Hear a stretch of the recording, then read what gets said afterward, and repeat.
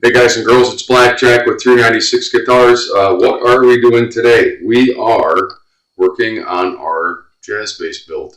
I have been waiting for tuners. I've tried a couple of sets. I wanted to put Shallers on here, but they got stupid expensive. And I've been really persnickety about quality, as I think we all are a little bit, but budget is part of this build. So I tried a new brand. We're going to talk about them. I have checked them out. I've got them already put on the guitar except for one. We're going to walk through that. So let's get to work. Now, once we get these tuners on here, oh, sorry, if you dig what I'm doing, like and subscribe. Thank you so much for all your support, your comments, and everything. We hit a milestone, 100. That's not saying much, but it's a lot. And it's gone up and down from there. But anyway, I digress. Thank you so much for your support. So, canes. I did a little bit of research and I go, geez, I don't know. I couldn't find a whole lot on them. As I said, the Schaller products that I wanted to put on there and that I have on all of my own basses just got ridiculously expensive. And I tried several sources, maybe finding old stock at a lower price before they have to start buying the more expensive stuff. No bueno. So I happened along these canes. Now, also I have to work with the bore hole that's in the headstock on this Mexican neck. Roasted maple, Mexican neck. This is the donor neck that was on a previous project while we were re-fretting the customer's guitar, but now this neck is going to, this is its forever body. This is going to be it. This guitar is going to go to a new customer and find new life and make music. But I had to, because I had different tuners in here before, I had holes were actually drilled in the back of the headstock, and they were pegs. It was the peg kind of tuner that went in, and the two pegs had to go in specific drill holes so that it could not move laterally. These are a little bit different, and I gotta say, I'm pretty impressed. I took them. The first thing I did was put a magnet on everything, and it's like, yeah, it's the real deal. It's metal, I mean, come on, So it's offshore. I'm not gonna lie. I'm not gonna pretend it isn't what it isn't, but the thickness of these things and the smoothness of operation. Once I got them, I put them through their paces, and we're going to use them. I like them, and it's got the threaded bushing through the front style that I like. So you can see that I have these three mocked up. We still have to drill and put in the screws. Screws go back here. That keeps them from being able to twist. The real security comes in the threaded bushing on the other side, the front side, the business end, what you see. So what we're going to do, I don't know if the camera can pick up. I have light pencil lines. You can see almost where I had fixed. I put dowel in there, fixed up those holes. And you can even see two little black dots that are going to go into virgin wood. As it turned out, the measurement on these, where they're going to sit, goes right into virgin wood, and we're going to use the supplied hardware. I was thinking about using bigger screws, but I don't want to drill out these holes. Those screws go through those holes, and they work well. And look. Once these things get on there, I'm really impressed. And they even have, even my Schallers don't have that you can adjust the tension and the drag on the gear. That's what that little screw on the end is for. I'm relatively impressed. I mean, I can tell reasonably good gear. This is above average. And I am not ashamed to put it on this guitar because I know it will give many, many, many years of good service. If I wouldn't compromise. If it was going to be ugly, I wouldn't do it. So Now that one's going to flip around a little bit, but what we're going to do is come over to the business end here and get this back around. So the bushing washer centers it, the bushing centers it in the bore hole, but you still have to line them all up. Now, this is what I do. You're going to snug it up with the big bolt, the big nut, and the bushing. Snug it, and then not tighten it, but just snug it so that now we can flip it back over. Get them all lined up, and you take measurements, making sure that your reveal off the headstock, where they come off. Now, some of the wood is going to be a little bit different. Every guitar is different, like a fingerprint. But you want to get them as close to even measurements as possible. You just want to be able to move it, but you don't want it to move on its own, because the real fun is back here, right here. And I had already lined this one up previously, and now it's gone wonky and loose, so I got to tighten it up a little bit more. I want it to be snug from this end.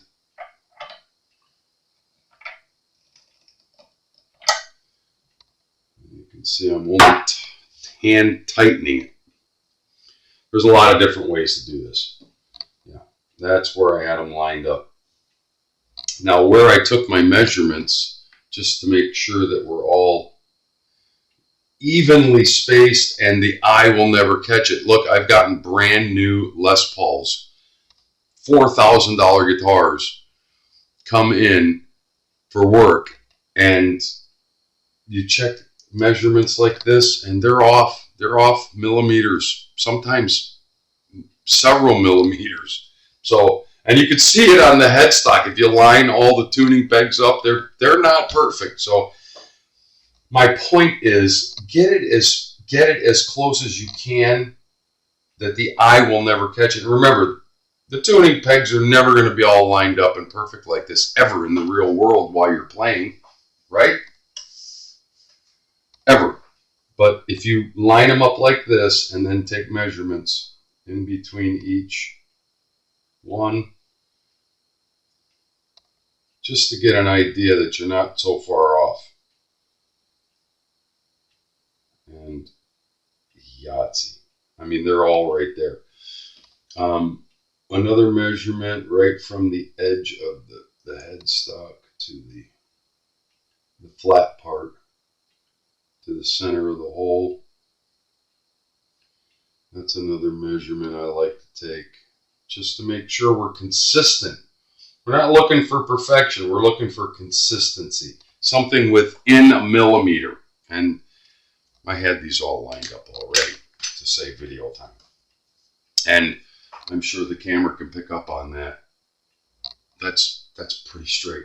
That's pretty good.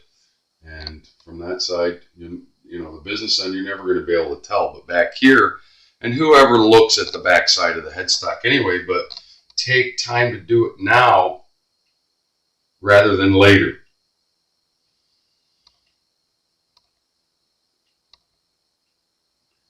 Take time to do it now rather than later.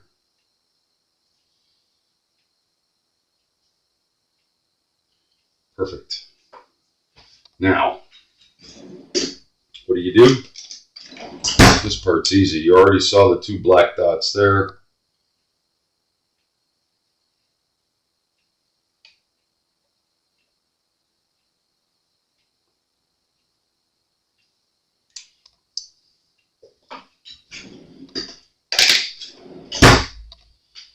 I like that. And this is, it's all going into virgin wood. It's not going into the dowel replacement that I did. Sorry for my head.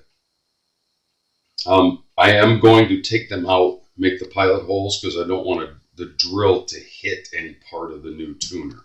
That would not be good. So let's do the first one. Since we already had this one ready to go, loosen it up again.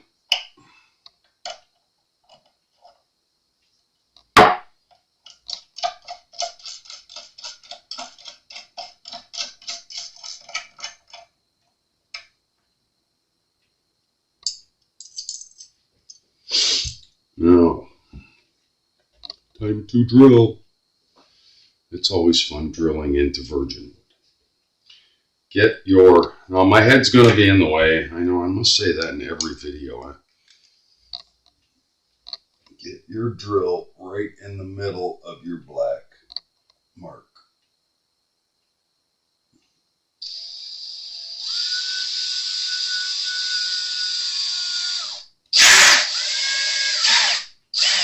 Small pilot hole. Screws are really tiny.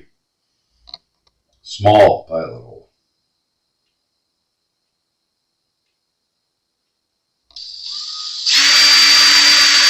Don't let it walk on you. If it does, well, you're going to be over drilling and putting another dowel in, and you don't want that.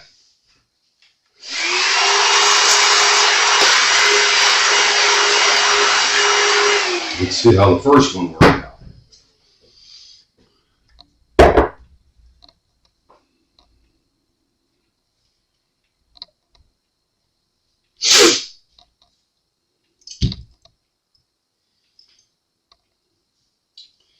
By the way, these clover leaf tuners are so much beefier than my Shallers. I almost wanted to steal these and put them on my guitar. Where did my washer go? There it is.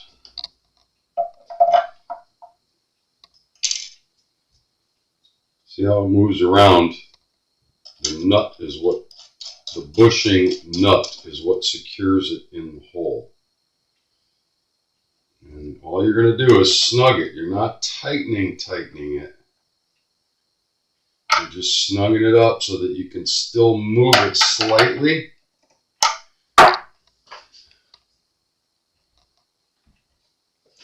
And make sure that your pilot holes are right in the middle.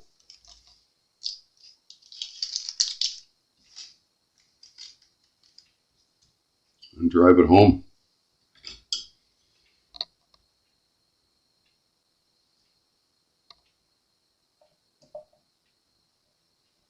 Oh yeah, nice and tight. That's what you want. Now once we get all this on there, we're going to run our strings, get our string spacing, and we're going to set our pickups in the body. And we're going to drill some more and get those set. Again, it's not a Harley Davidson. You don't have to over tighten it, just snug. Those screws, all they do is hold that tuner from moving laterally while you're grinding on it. Now, we can tighten that. Now when I say tighten it, that's all you need to do. That's as tight as that needs to be. Smooth operation, and it's secure and snug. I'm going to pause while I do the other three. You saw how I did that one. Same process. Stand by. All right, we're back. All the tuners are in and secure. The next thing I want to do is my little string trick. I'm going to hide my strings. Let's see. Is that one or two? That's one. And two.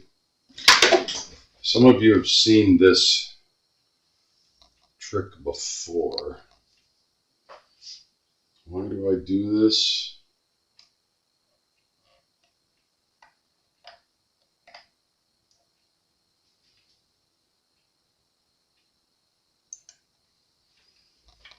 To mock up as if there were strings on this guitar.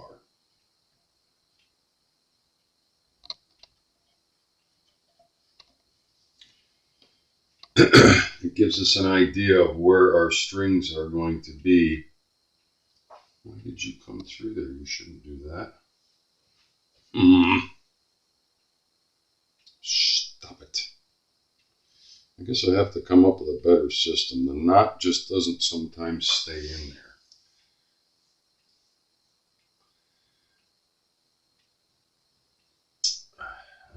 run these through here. Now I'm sure that this one's going to be okay. This is the one I'm concerned about. Ah! Alright, you want to play?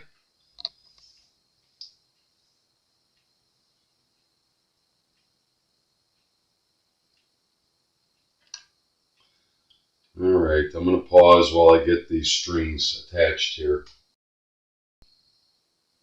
Now, why do we do this exercise?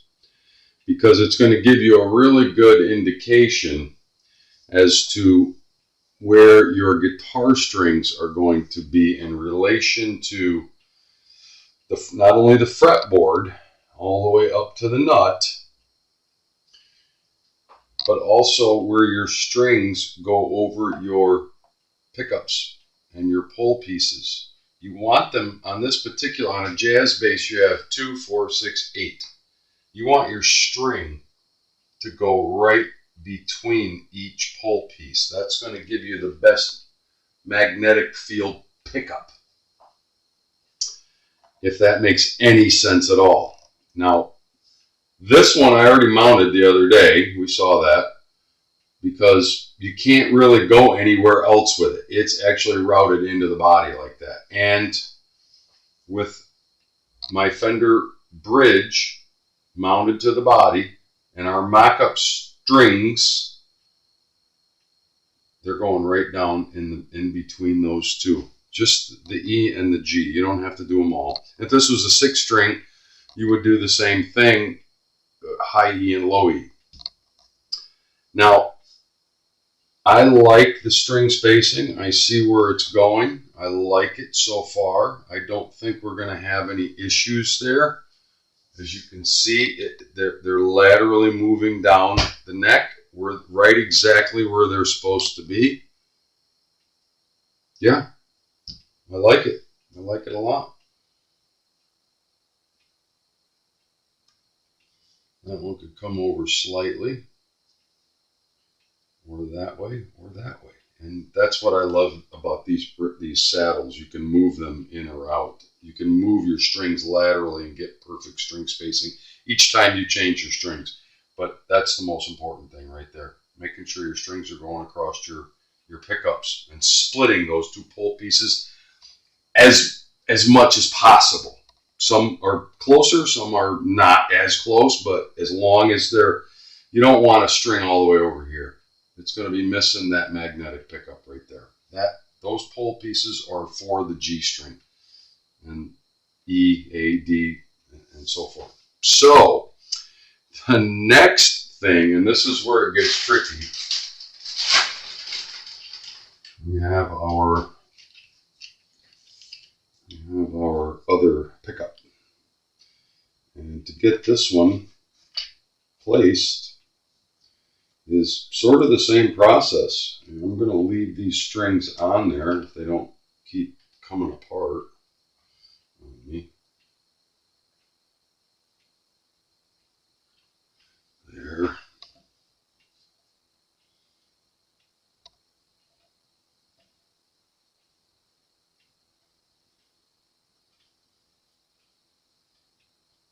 And there. Oops.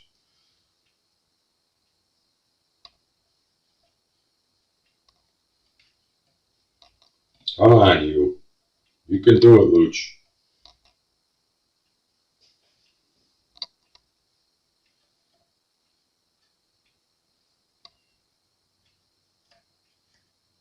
You want it to wrap the same way that it would as if it were really wrapping around. It's got to go around that way. Right? Yep. Follow. That one's correct. That one's correct. Get in the nut slot. Got our string spacing. Now, where we're going to place this guy is critical. Because the same thing, we want that string spacing to run across there before we mark those holes and drill that thing in there. And I may even try to fit this on there and make sure we don't have to do any modifications. I would be surprised if I had to, because Fender, everything is Fender. This can move slightly, so. But once you get these, they're going to dictate where the pick guard goes. I'm going to get a little bit better look at this. Oh, I like that. I like that. That is exactly where that pickup is going to live.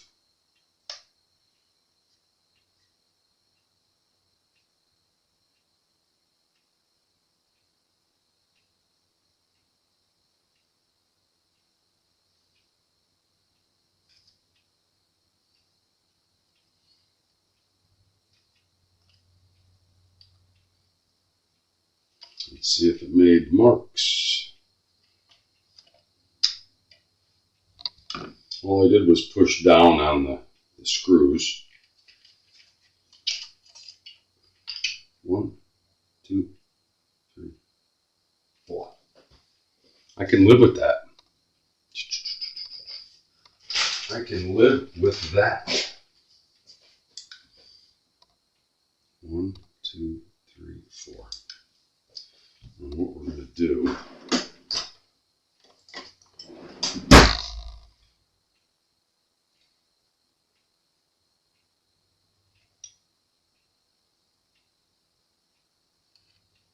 we're just going to awl them out slightly bigger.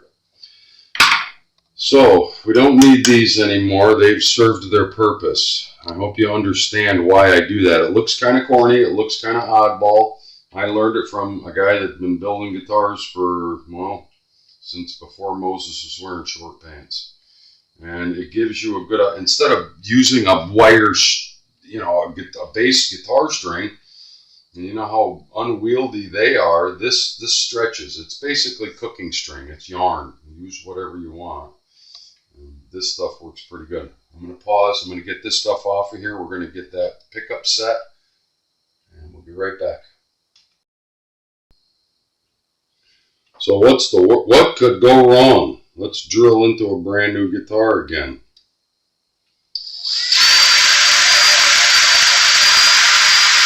Don't go too far.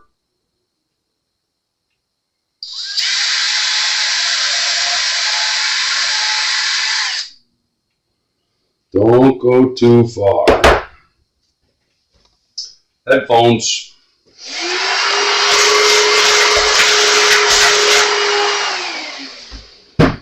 So, we've got a lot of work ahead of us, but we're making progress. And we are getting where we need to be, which is getting to where we're going to wire this guitar up, make it work. Is it this guy?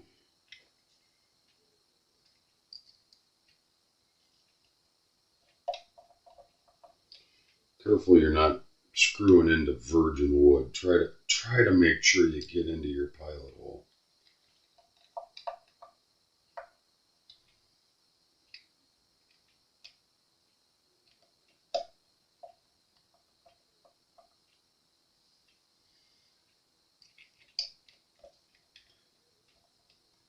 You guys with me?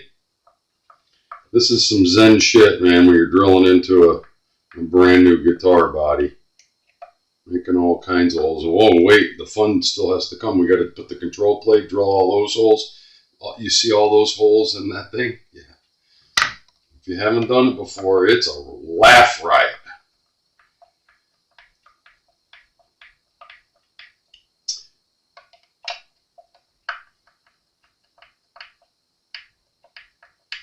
Now, again, I'm just going to eyeball the height on these.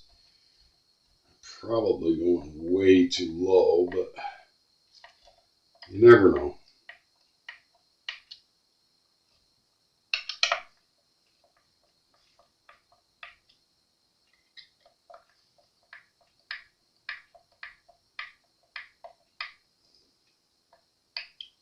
That pickup is installed. That wire goes over that way.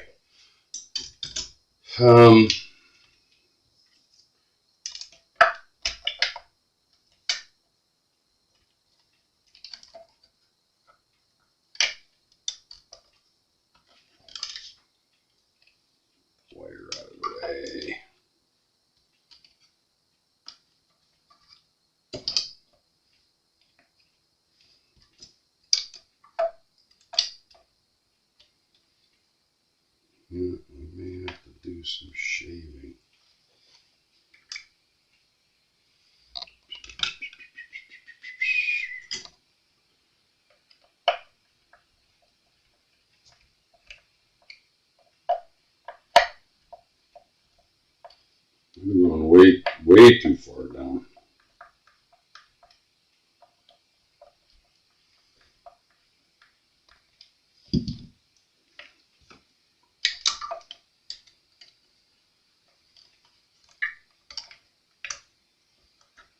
There we go.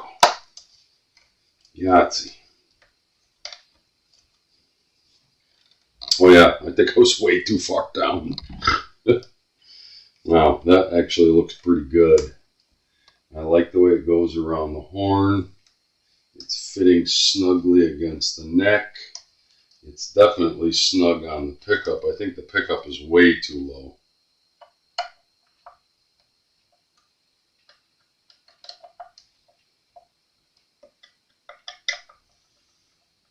You need to be able to move the pickup up and down, as you know, for adjustment purposes. Yep, there she's coming right up. Okay, so next,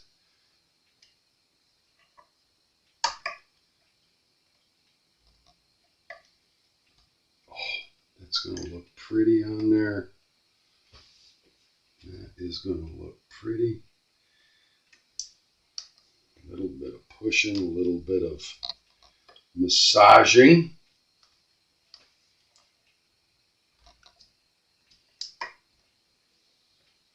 I like it.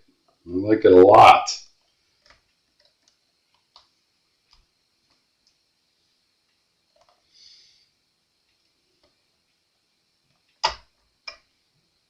Yep. This is going to work out nice. Starting to look like a guitar. The last thing I'm going to do off camera is run the strings again and make sure that our pickups are laterally and square, that the strings go across all of our pickups. We're getting a little long in the tooth on this video, so stand by. The last thing I wanted to show, now remember none of this stuff is tightened down, but the pickups are living where they're going to live. And I put my dummy strings back on there to make sure that we are running across on the G string. It splits these two pole pieces and it splits these two pole pieces perfectly. On the E string, the same thing. Oh, I moved it. Once you get it set where you want it, it runs and splits those two pole pieces and those two pole pieces almost perfectly within a millimeter. And I'm sure the camera is picking up on that. I mean, you can see that's what I'm always after right there. I know it seems odd to spend so much time to get that exactly perfect because, like I said, I pulled J-basses, $2,500 J-basses off of the shelf at a guitar store that was manufactured in the USA and that doesn't do this.